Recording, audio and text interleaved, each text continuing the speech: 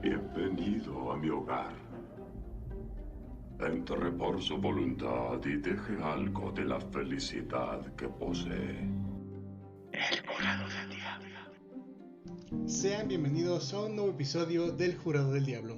En esta ocasión, toca el turno en el estrado al personaje cuyos crueles y sanguinarios actos servirían como principal inspiración para que Bram Stoker diera vida en 1897 a la figura del infame Conde Drácula. Yo soy Jonas Eves y damos inicio. Nace en la región de Transilvania, en Rumania, entre 1428 y 1431, el príncipe Vlad III de Valaquia, quien años más tarde sería reconocido por la historia como Vlad el Empalador o Vlad Dracula, hijo de Vladislav II o Vlad Dracul, voivoda del Principado de Valaquia. El término voivoda corresponde al gobernador de una provincia, aunque en origen se refería al comandante principal de una fuerza militar. Con respecto del nombre de su madre, no se tiene una confirmación histórica precisa. Se menciona a una mujer noble de origen moldavo de nombre Eupraxia, pero no hay mayor información en torno a esta, solo que correspondió al segundo matrimonio de su padre. Vlad Tepes era el segundo de 4 hermanos. Mircea II era el mayor, seguido por el propio Empalador, tras él Vlad Calugarul y finalmente Radu el Hermoso. Todos en determinado momento ocuparon el cargo de voivoda. Con respecto del origen del calificativo Draculia o hijo del dragón, se encuentra que el mismo proviene de una confusión histórica causada cuando su padre, Vladislav II, en 1431, se hiciera parte de la Orden del Dragón, jurando lealtad al entonces rey Segismundo de Luxemburgo, más tarde emperador del Sacro Imperio Romano Germánico. Esta se trataba de una orden de origen militar, como los Templarios o la Santa Liga, mencionada en el episodio de César Borgia, por establecer un punto de comparación. La Orden del Dragón había sido conformada por el propio Segismundo en 1408, con la finalidad de enfrentar la amenaza que representaban los turcos a su reinado. El haber jurado lealtad a esta orden fue planeado por Vladislav II, con la intención de así poder garantizar aliados fuertes que apoyaran con la defensa de Valaquia contra los otomanos.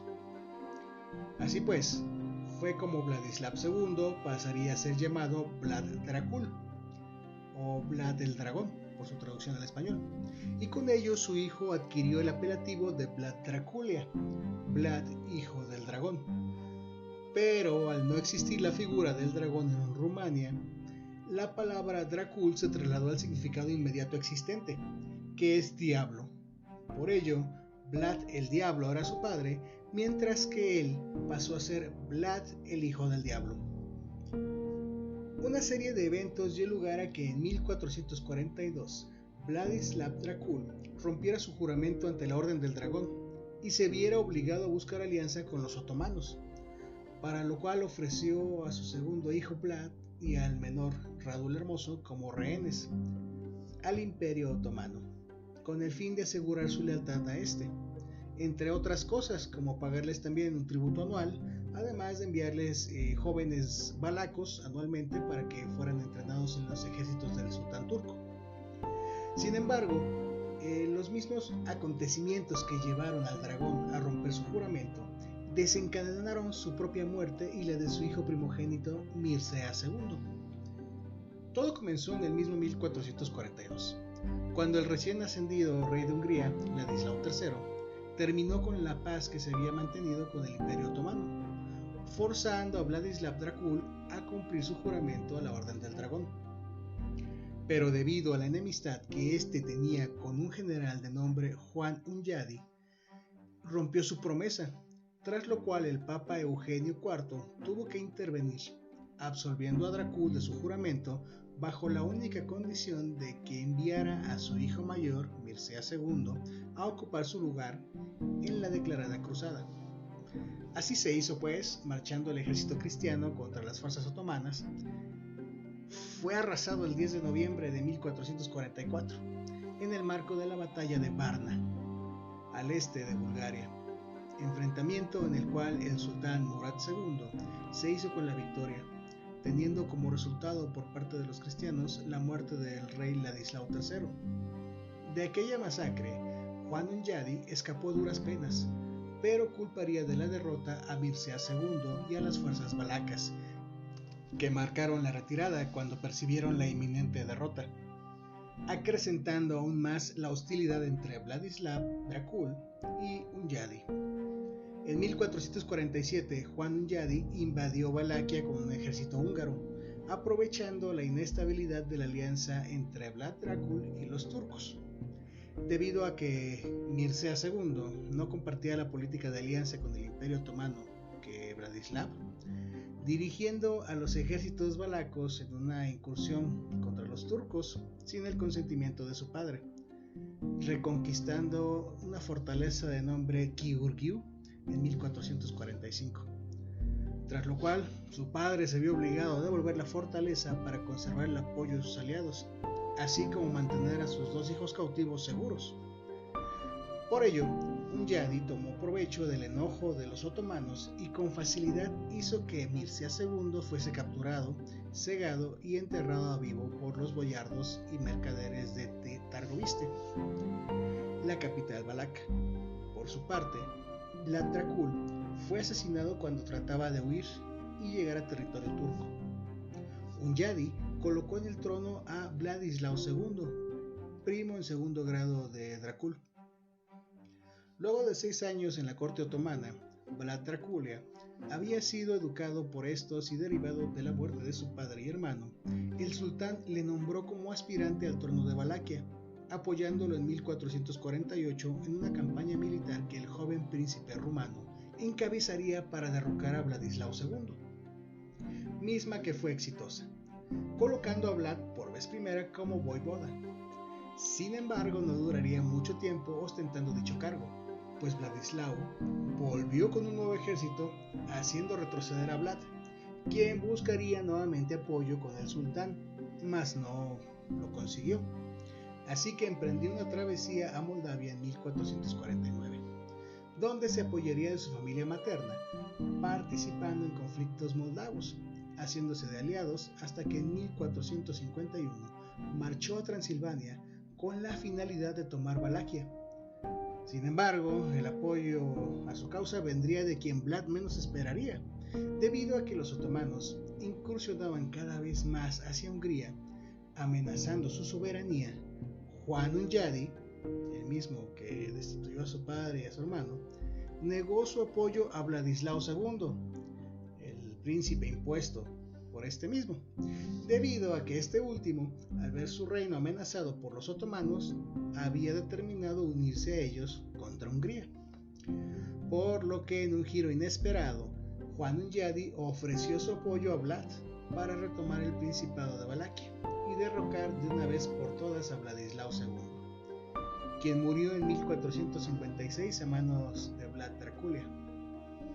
Esta vez su mandato duraría más que la última vez.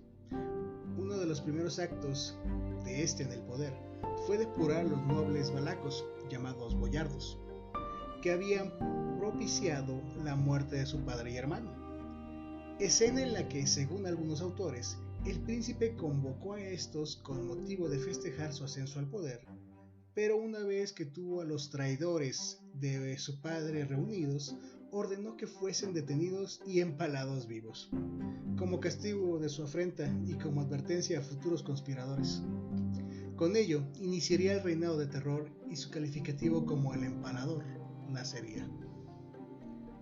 Vlad envió su primera carta existente como príncipe de Valaquia a los burgueses de Varsov el 10 de septiembre.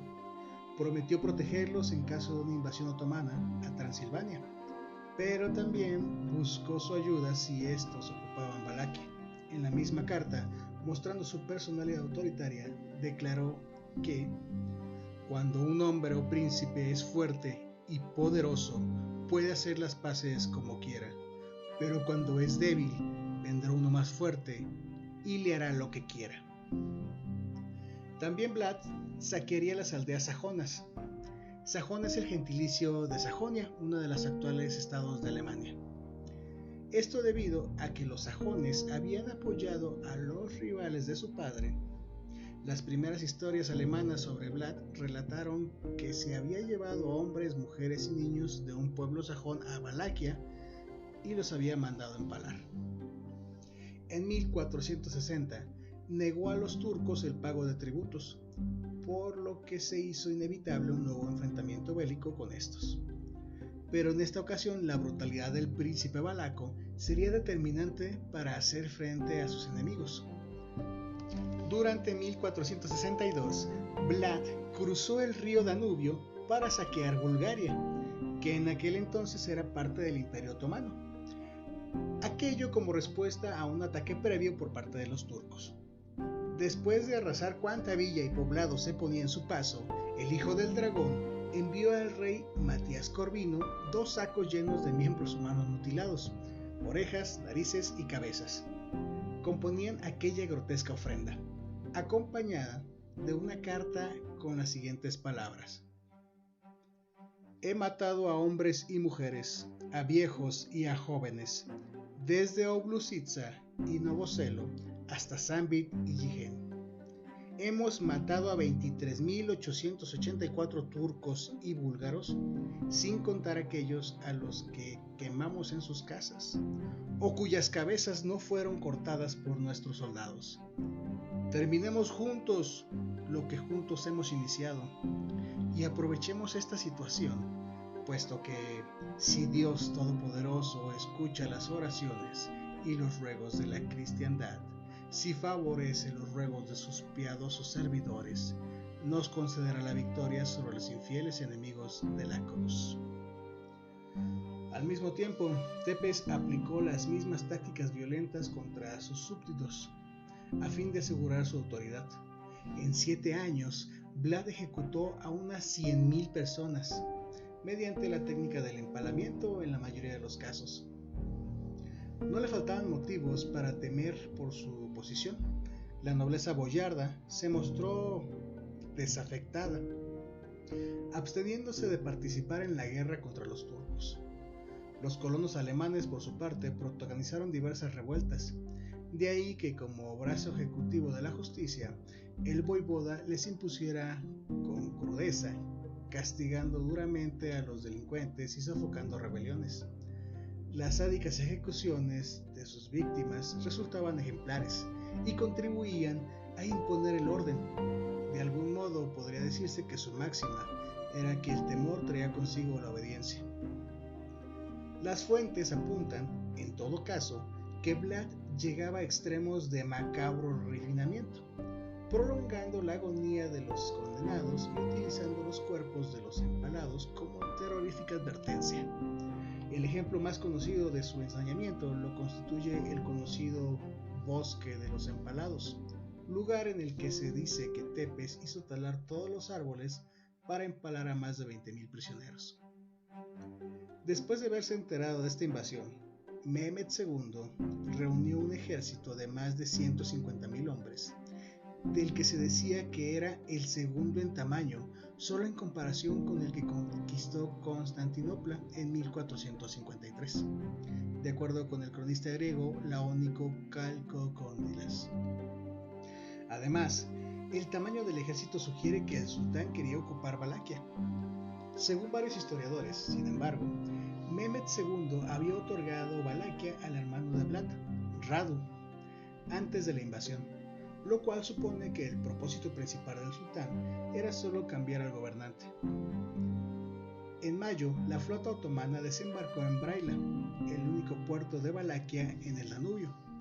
El principal ejército otomano cruzó el Danubio bajo el mando del sultán en Nicópolis el 4 de junio de 1462. Superado en número por el enemigo, Vlad adoptó una política de tierra quemada y se retiró hacia Targoviste. Durante la noche del 16 al 17 de junio, Vlad irrumpió en el campamento otomano en un intento de capturar o matar al sultán. El eventual encarcelamiento o muerte del sultán habría causado pánico entre los otomanos, lo que podría haber permitido a Vlad derrotar a su ejército. Sin embargo, los valacos no encontraron al sultán y en cambio atacaron a los visires, o consejeros de este. Tras fracasar en su ataque al campamento, el príncipe y sus hombres abandonaron el lugar al amanecer. Mehmed II entró en Targoviste a finales de junio. La ciudad había quedado desierta, pero los otomanos se horrorizaron al descubrir el bosque de los empalados, donde miles de estacas con los cadáveres de las personas ejecutadas se citan de la siguiente manera según la descripción del propio Calco Condilas. El ejército del sultán entró en el área de los empalamientos, que tenía 17 estadios de largo y 7 estadios de ancho. Había grandes estacas allí en las que, como se decía, unos 20.000 hombres, mujeres y niños habían sido ensartados. Todo un espectáculo para los turcos y el mismo sultán.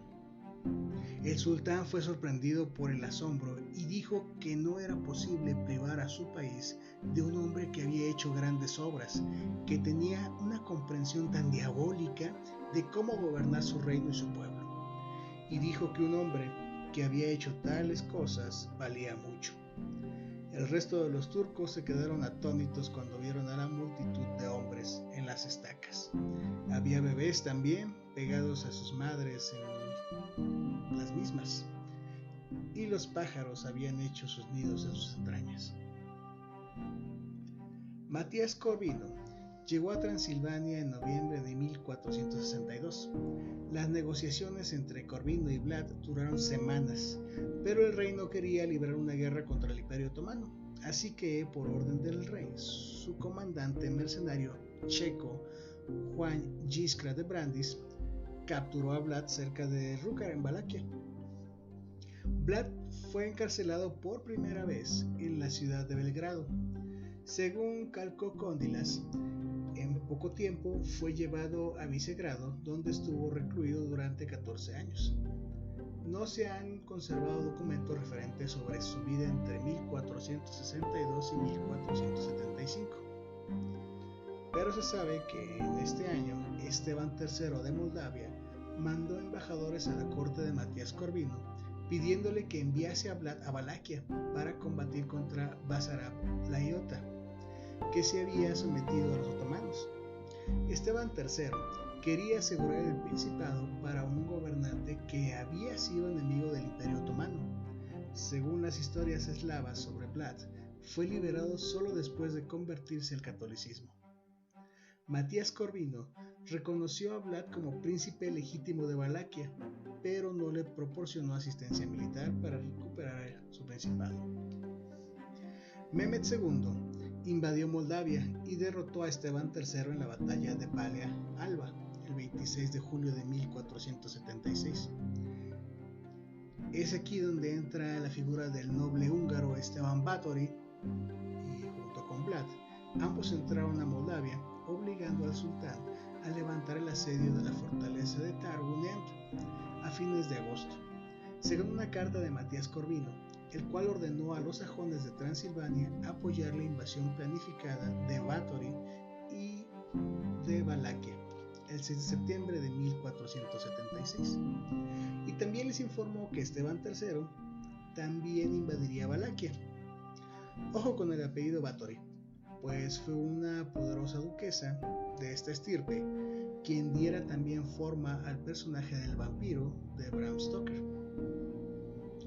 Vlad permaneció en Brasov y confirmó los privilegios comerciales de los burgueses locales en Valaquia el 7 de octubre de 1476. Las fuerzas de Báthory capturaron Targoviste el 8 de noviembre. Esteban III y Vlad confirmaron ceremoniosamente su alianza y ocuparon Bucarest, obligando a Basarab Laiota a buscar refugio en el Imperio Otomano el 16 de noviembre.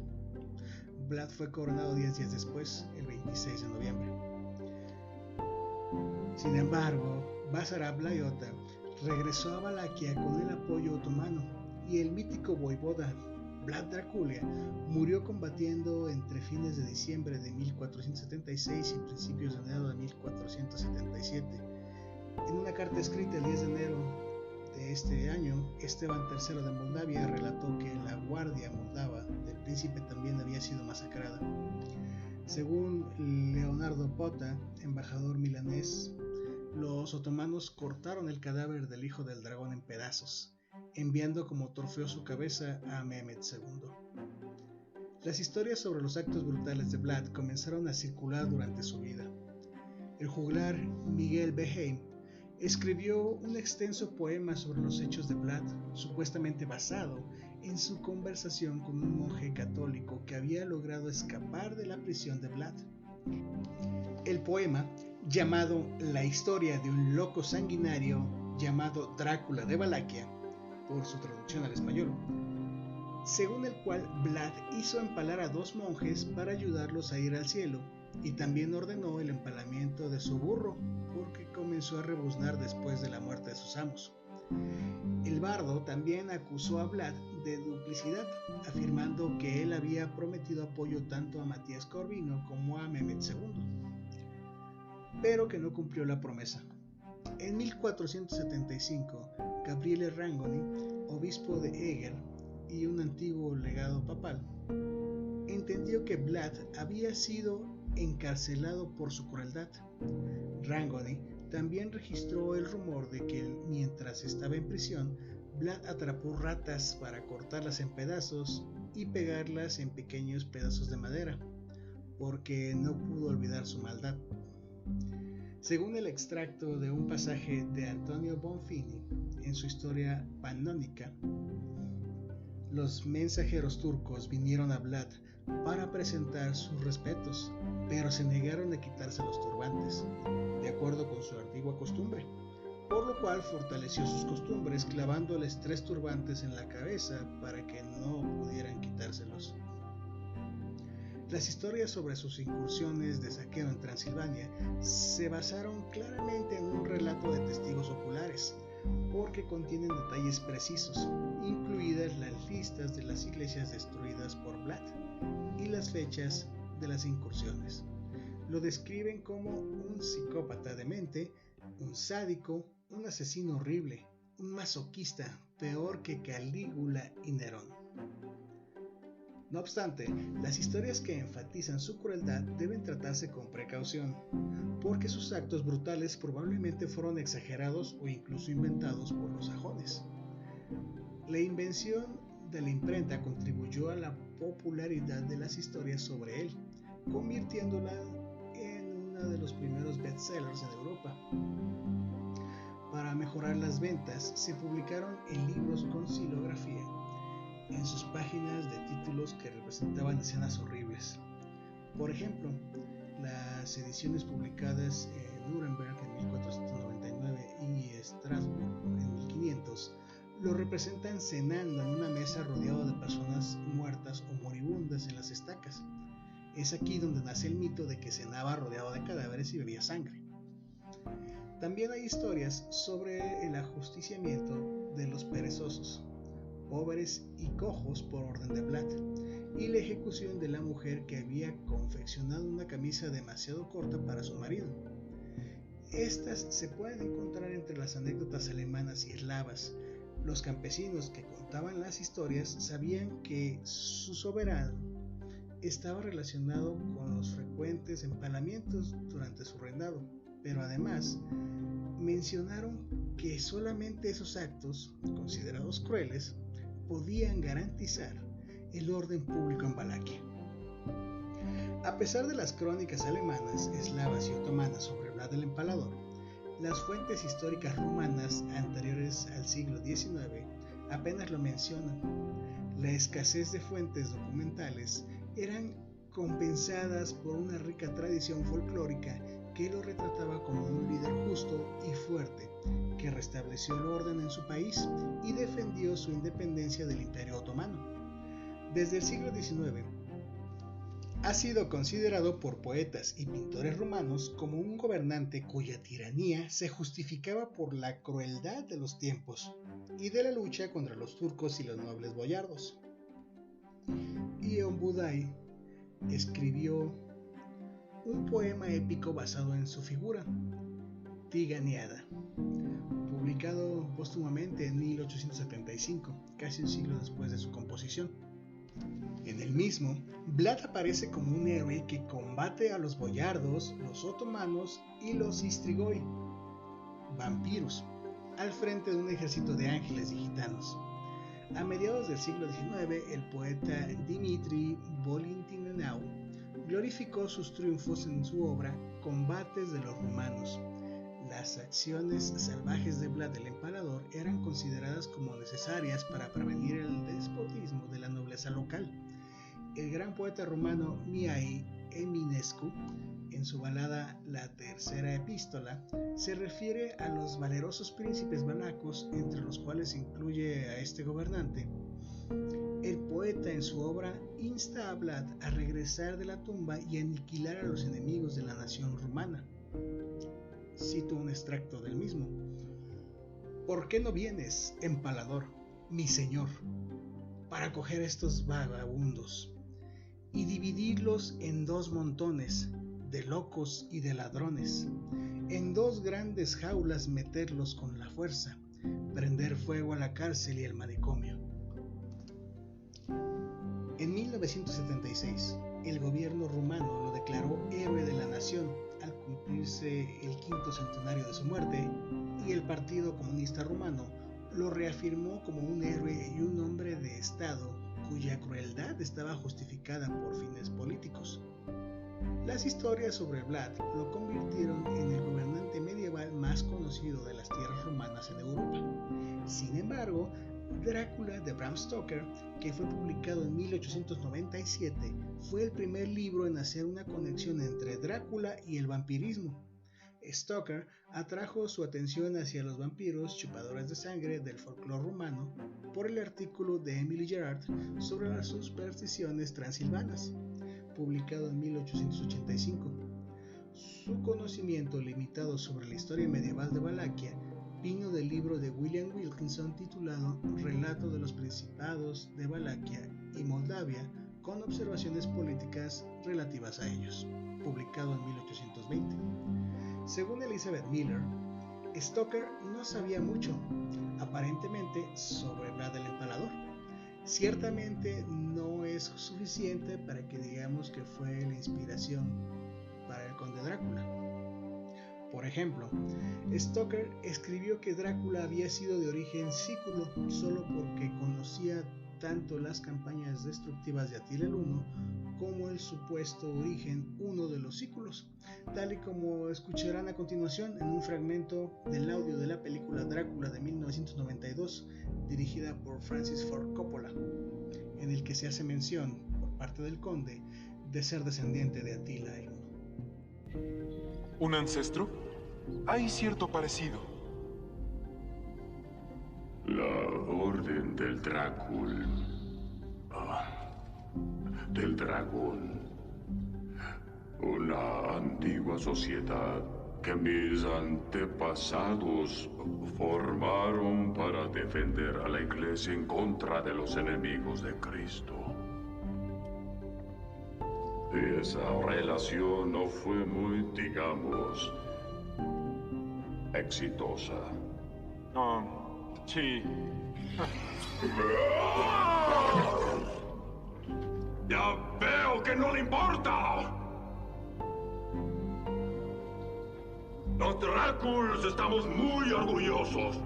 ¿Qué demonio bruja fue tan grande como Atila, cuya sangre fluye en estas venas?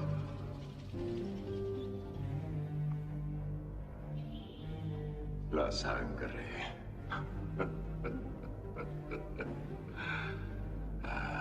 Es valiosa y escasa en esta época. Las guerras no continuarán. Las victorias de mi raza pertenecen ahora a la historia. Soy el último de mi clase. El jurado del diablo. La fuente principal de Stoker, Wilkinson, quien aceptó la fiabilidad de las historias alemanas, describió a Vlad como un hombre malvado. En realidad, los documentos de trabajo de Stoker para su libro no contienen referencias a la figura histórica. En consecuencia, Stoker tomó prestado el nombre y fragmentos de información diversa sobre la historia de Valaquia al escribir su libro sobre el conde Drácula. Ahora bien, toca el turno a ustedes, miembros del jurado, para hacer acto de conciencia y validar si Vlad Tepes debe permanecer en la historia tan solo como el monstruo desalmado y cruel que sus enemigos dijeron al mundo que era, o si, por el contrario, aceptarán el hecho de que, a pesar de sus actos, este hombre actuó conforme a las necesidades de una nación en conflicto. No pondré en duda que, de vivir en nuestra época, debería juzgársele por crímenes de guerra y contra la humanidad, ya que la cantidad de personas ejecutadas puede considerársele un genocida. Pero también debemos valorar hasta qué punto la información sobre esto es real. Por ello, les pido que no se queden solo con la información que hoy les he expuesto, ya que el trasfondo histórico de la vida de Vlad Tepes es mucho mayor. Yo solo he abordado la superficie con respecto a lo sucedido con su padre y su hermano mayor, con la Orden del Dragón y con su estadía como prisionero de los otomanos, en donde se dice incluso que Tepes fue abusado sexualmente en constantes ocasiones, entre otro tipo de maltratos psicológicos y físicos, de los que fue víctima junto con su hermano. Finalmente, si les ha gustado este episodio, los insto a suscribirse al podcast, así como seguirnos en nuestras redes sociales, @El Jurado del Diablo en Facebook y YouTube. En Instagram pueden encontrarme como @soyacebesjohn con H y N al final. No olviden dejar un like y sus comentarios. Los invito a dudar de todo cuanto les he enseñado. Asegúrense de siempre ver las dos caras de la moneda. Vivan plenos, vivan bien. Yo soy John Aceves y esto fue El Jurado del Diablo. Hasta la próxima.